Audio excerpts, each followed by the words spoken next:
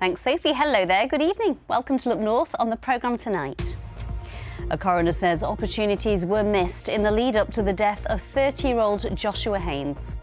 I do strongly believe that, he would be here. We'd have had that trip to Japan. We'd have been living our dreams, you know. His family tell us they hope lessons will be learnt. Also tonight, Travelodge says sorry to a couple from Leeds after a stranger was given a key to their hotel room. We look back on the nail-biting day of the National League with York City seconds away from promotion. And the route for the Tour de France Femme has been revealed. We'll look at where it's going in Yorkshire. High pressure taking over for the rest of April. That means a lot of dry and at times sunny weather to come. Join me for the very latest forecast.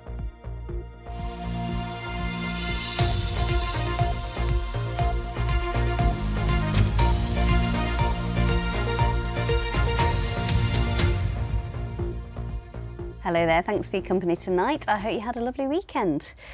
First tonight, Joshua Haynes was just 30 when he died. He had type 1 diabetes, but he didn't know.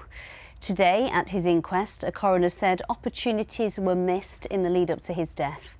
Joshua fell ill in March last year and had 3 phone conversations with an out-of-hours GP service before losing consciousness and dying at home. Kathy Killick was in court. Joshua Haynes was a surveyor from Cookridge and doing well at work when he became ill with vomiting and nausea on March the 12th last year. 4 days later, he died from diabetic ketoacidosis, a serious medical condition, though easily treated. The inquest here at Wakefield Coroner's Court has concentrated on Joshua's last day, Sunday the 16th of March. Joshua called a GP medical service in Guiseley, describing symptoms of sickness, thirst, weakness and a very dry mouth. A locum GP, Dr. Salah Majid, offered him an appointment, but Joshua said he didn't want to be a burden, so Dr. Majid called him back a few hours later. On this second call, Joshua agreed to come to see the doctor, but didn't turn up. The GP then rang again and advised Joshua to call NHS 111. It's at this point that the inquest has heard the GP should have called an ambulance for an emergency response. Joshua was showing signs of confusion and had mentioned the possibility of diabetes. Had paramedics seen him, they would very likely have diagnosed DKA, that's diabetic ketoacidosis, and appropriate treatment would have had a very good chance of saving him. The coroner, Naomi McLaughlin, recorded a narrative conclusion saying there were missed opportunities to treat Joshua, but she couldn't say categorically if intervention would have saved him. Joshua's family had this response to that conclusion. We're very happy to see that she has identified that there were at least 3 missed opportunities where Joshua could and should have received the help that he was looking for. We are sad to see that she hasn't gone all of the way and made a full conclusion because unfortunately she felt she didn't have the evidence needed to make that. Dr. Salah Majid told the court he had learned lessons from the case and changed his practice as a result. Joshua's family remain convinced he died needlessly and want his case to raise awareness of the risks of undiagnosed diabetes, particularly for those who live alone. Kathy Killick, BBC Look North, Wakefield. Well, I spoke to Joshua's sister Jessica before today's inquest and I began by asking her what Joshua was like.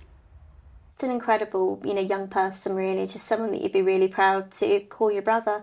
If you just kind of picture a really charismatic, bubbly person, that would be Josh. Tell us about the last conversation that you had with your brother. Yeah, absolutely. It breaks my heart really to think about that in terms of we were planning really a once-in-a-lifetime trip to Japan. It was obviously his 30th birthday, it was the February. So the last time I spoke to him, we were on the train, super excited about planning our trip and all the things that, we were going to do. Just didn't really ever imagine that it would be the last conversation that we had, yeah. Josh did call the doctor. He was so poorly, he wasn't able to attend surgery, wasn't he? That's right. And we know now that there were red flags that were missed. Absolutely. Yeah. How does that make you feel? It feels like things would have been, kind of ending very differently and that he would absolutely still be here today. You have a recording of one of those phone calls that you'd like to share with us.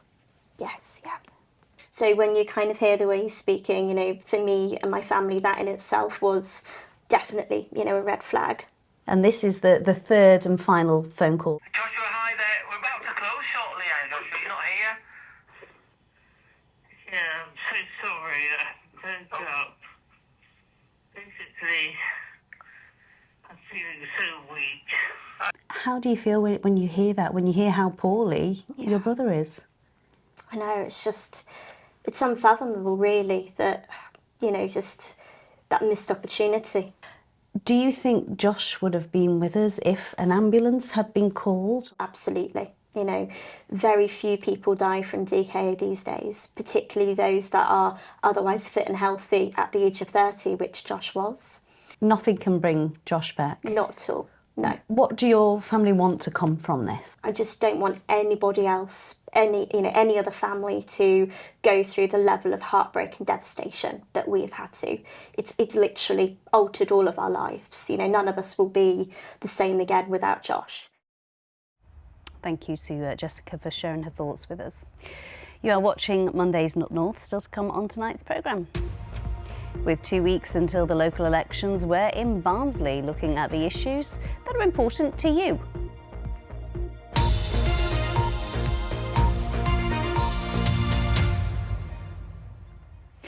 Next tonight, the hotel chain Travelodge has apologised to a couple from Leeds after a stranger was given a key card to their room. Chris Adamson and her husband were visiting Lincoln when another guest came into the room using a card which had been issued in error. After a number of similar incidents across the country, Travelodge says staff are being retrained and there'll be an independent review to prevent these situations occurring. Simon Spark reports. We stayed there before and it's just a really nice city, so we thought we'd go and have a little mini break in Lincoln. The place itself is lovely, the rest of it was very nice apart from the incident. An incident that, despite assurances, seems to keep happening at Travelodges, where customers like Chris are getting shocked and concerned over serious gaps in security and safety. She'd travelled from Leeds to Lincoln and was in her room with her husband just half an hour after showering to get ready for their night out, when this happened. I heard a click at the door, which obviously indicates the door's about to open. I looked up. A man walked in with his suitcase. He looked as startled as I was. As soon as he saw there were people in the room, he backed straight out and shut the door. I was just in shock, really, not expecting it to happen at all. Chris complained to the reception desk where they apologised, but referred further complaints to customer services. I got to 5 days down the line before I heard anything, so I felt this needs escalating. They're obviously not concerned enough about this. The Adamsons' main concern here is why Travelodge is still making these serious mistakes affecting personal safety and security after numerous reports have extensively covered other high-profile incidents, including sexual assault. I did feel 3.5 years after the incident that's been in the press and 6 weeks after it's gone to court, I did feel they'd have done something by now and this kind of thing wouldn't be happening anymore.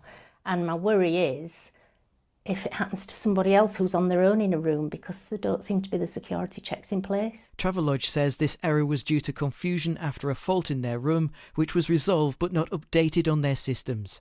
The statement adds, "We want to be clear that this should not have happened. We are retraining the hotel team on room security and check-in procedures, and the independent review will also look at how we can strengthen our procedures and training to prevent these situations occurring." I mean, obviously my husband was with me, but I don't think I'd stay in a Travelodge by myself now. Simon Spark, BBC Look North.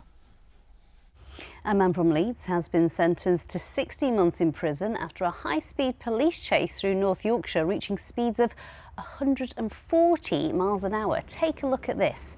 35-year-old Ashley Parr from Guiseley was pursued by police last summer on the A64, heading from York towards the A1 before crashing at a roundabout near Lumby.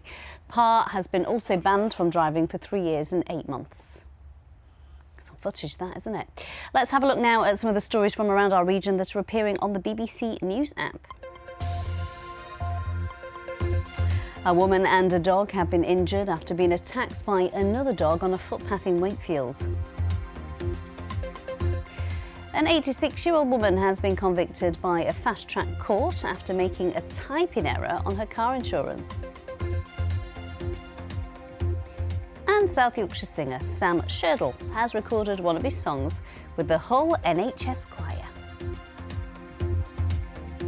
And you can get more details on those stories and everything else that's happening in our region by downloading the BBC News app. There are just 2 weeks to go until you go to the polls to have your say in who should be running our councils in West and South Yorkshire. This year's local elections will be very unusual though. In Barnsley, Bradford, Calderdale, Kirklees and Wakefield, every single seat is up for grabs. So every day this week we'll be visiting some of the key areas to hear what issues matter most to people who live there. First up, it's Barnsley. Tom Ingle spent the day speaking to people there. A time machine from the 1940s came steaming into town today. But if you are just arriving from the past, let's get you caught up. Barnsley seems to have got it going on right now. This multi-million pound, multi-decade-long transformation of the town centre seems to have got everyone really excited. But there's other change people are not so pleased with. A complete economic difference. No pits anymore, jobs in warehouses, and the start of what's called the digital services sector. But there is something you would recognise when you arrive from the past. Who's in control? This is as Labour as it gets. There's lots of issues driving me, to be totally honest. OK, so what's top of your list? What's going off at the other side of the world at the moment, and whether our government's going to get involved in something that we don't.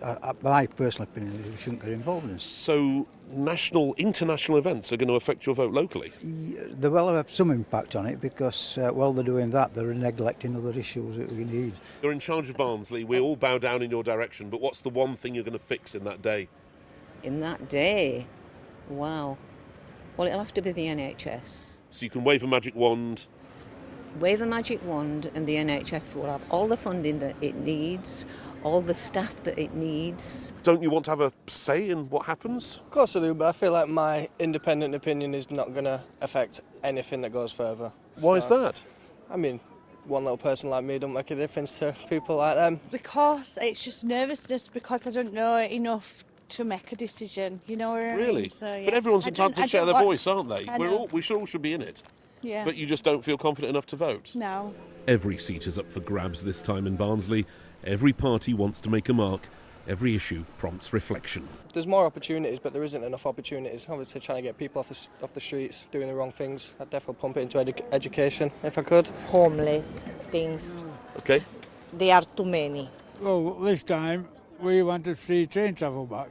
Dropping public transport prices. Put more money into services. Yeah, I think it's really important that we use our opportunity to have a say. And that's Barnsley, proud of its past, but evolving for the challenges of the next century. Tom Ingle, BBC Look North, Barnsley. So that's what people in Barnsley think. That's what they want from their local council. You'll be able to see a full list of all the candidates on the BBC website. And tomorrow we'll be in Featherstone in the Wakefield Council area. And we're really keen to hear from you about the issues that are important to you. You can contact us through your voice. Just scan the QR code on the screen to share your story. Tell us why it matters. You can also get in touch via the web address on the screen or through the BBC News app. OK, time for the sport now with Sal, and it was a big old weekend for York, wasn't it? Yeah, lots of end of the season madness at the moment. More on that in a moment, but let's start with snooker because Yorkshire teenager Stan Moody has made a stunning start to his debut at the Snooker World Championships in Sheffield. He's currently in the lead against the 2024 world champion Kyron Wilson. 19-year-old Stan, who's from Halifax, made 2 centuries in this morning's session and is leading by 6 frames to 3. That means he needs just 4 more frames to become the youngest player to win a match at the Crucible since Ronnie O'Sullivan in 1995. This is where he wants to play. He was really calm and collected this morning, said he were in good spirits. He's obviously recovering from his tonsillitis, but he can breathe now a little bit and, swallow and everything. So, yeah, he's in good spirits and really confident, yeah. Next session starts at 7 o'clock tonight. In football, York City were just seconds away from promotion back to the Football League on Saturday. They needed to win their match and hope rivals Rochdale didn't win theirs. Well, that's exactly what was happening until Rochdale scored in the 9th minute of added time. It means we'll have to wait until next weekend when York play Rochdale to find out who will be promoted. Phil Bodmer reports on a nail-biting day in the National League. And here is Diasaru Way! The moment the Minster men's promotion party balloon punctured. A 99th minute winner for Rochdale away at Braintree means York's long-awaited return to the Football League is on hold for now. More than 60 miles away, City were busy demolishing Yeovil Town in front of a sellout crowd at the LNER Community Stadium. In the National League title race. Banks. Pearce! Leading goalscorer Ollie Pearce sending supporters into raptures with a 23rd minute opener for the home side. Stones! Josh Stones then found space to fire York into a 2-goal lead just before half-time. Just wouldn't settle. Gray! Joe Gray struck in the 2nd minute of stoppage time to wrap up a comfortable win for Stuart Maynard's side. With Rochdale locked 1-1 at Braintree, City fans were preparing to party. But Dale's late winner meant the champagne has to stay on ice. We will beat Rochdale next week. Just go we are going to the Football League, York City. It was elation for a second, wasn't it? And then a little bit of devastation towards the end. But we'll do it next week. It's not a problem. It's not a problem. But next week we're going to do it. We're going to take them there and we're going to do it. All we need is a draw. That's what we're going to do. That's what we're going to do, innit? We're going to win. Yes, we're going to win. There you go, brother. That's what we're going to do. So there you heard it. Confidence not only for the fans, but in a player too, Josh Stones. It all goes down to the wire next Saturday.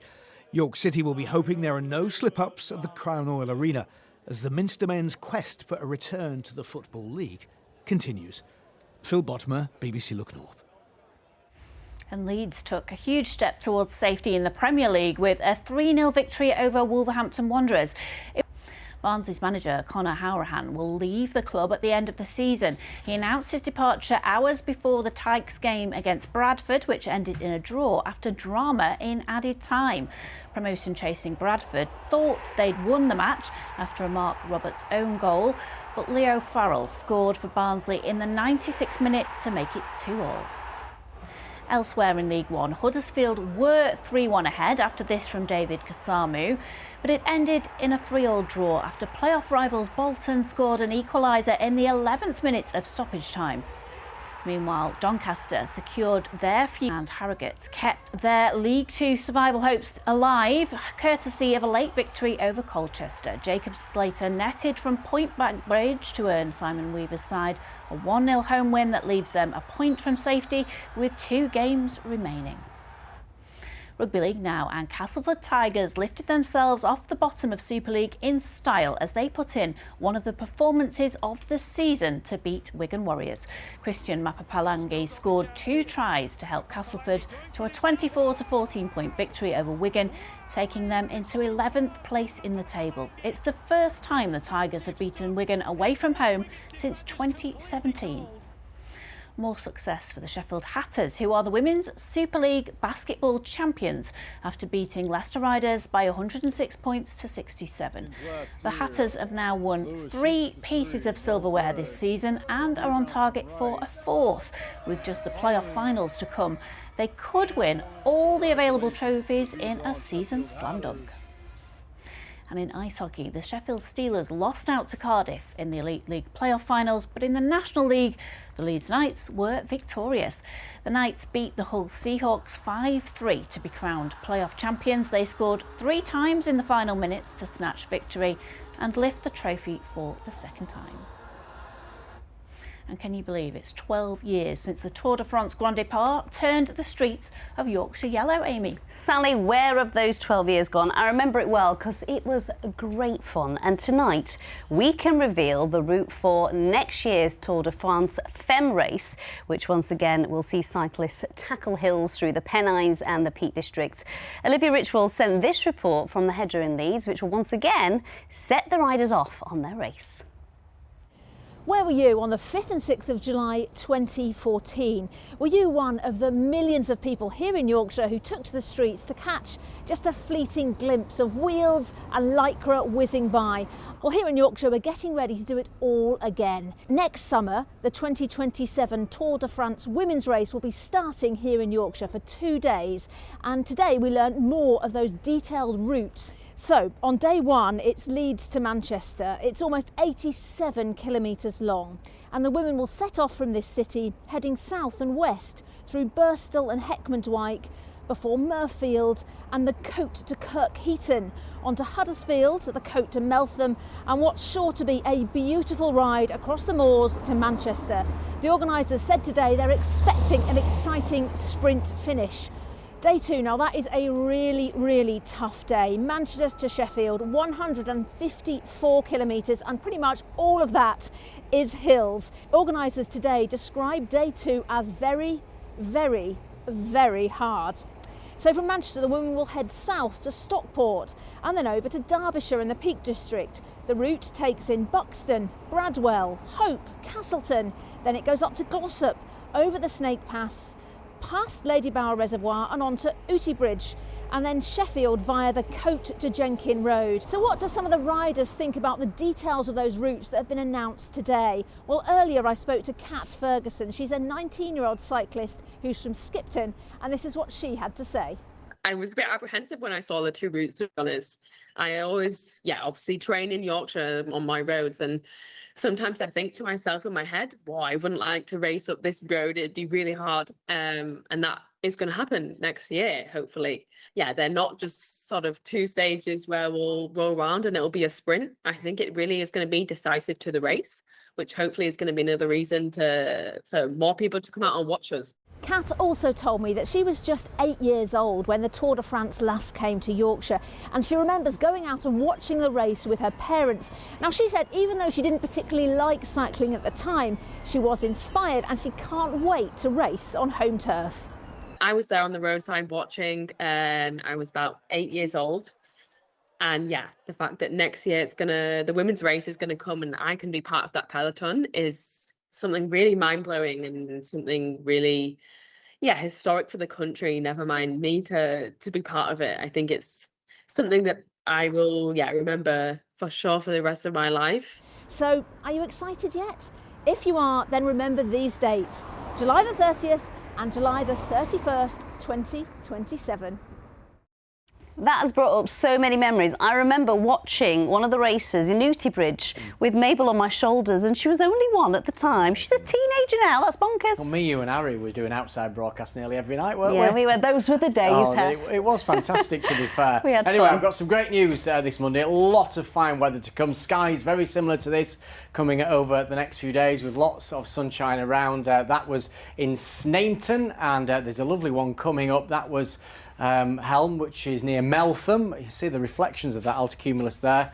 Beautiful picture taken about 7 o'clock this morning. Keep the pictures coming in. The addresses are on your screen right now. So yes, an exceptional period of dry weather on its way. 1 or 2 showers are possible tonight, but the broad pattern is for lots of dry weather for the rest of April, with plenty of sunshine at times, all courtesy of high pressure, which will just be anchored to the north of us. The only fly in the ointment is the wind will be coming in from the east, and certainly the next couple of days that will be a cold wind, but temperatures on the up as we head into next weekend. So there's the satellite picture. We did see the back edge of this cloud coming westwards through this afternoon. We've got more cloud in the North Sea. That will bring 1 or 2 showers as we head through the course of the night, but most of us should end on a sunny note. A few showers across the Pennines at first, a band of showers overnight. That should be largely clear by the end of the night. Another chilly one, a chance of a touch of ground frost, lowest temperatures rurally down to 3 or 4 degrees Celsius. Tomorrow's high water times then in Filey 7:36 and again at 3 minutes past 8. So some patchy cloud over the Pennines first thing. That will soon clear out of the way. And then really we're looking at increasingly sunny skies, lots of blue sky and sunshine both through the morning and through the course of the afternoon. Temperatures not far from average. We're looking at around about 13 or 14 inland, but certainly if you're along that coast with a fresh easterly wind, there'll be quite a wind chill and feeling nowhere near 11 there in Scarborough, more like 7 or 8. And then through tomorrow evening, not a cloud in the sky. It's sunshine all the way, although temperatures will drop away quite smartly. So high pressure in charge for the rest of the week, into the weekend and probably the whole of next week. And the good news is, as the wind just drops light, temperatures on the up, especially towards next weekend. It's all looking good, Amy. Good to hear it. Harry and I cycled on a tandem that Tour de France route 12 years ago. Can you believe that? I can't. We must have been absolutely mad. Well, that is it from us, but we'll be back. I'll be back at 10:30, so I hope you join me then. Bye-bye.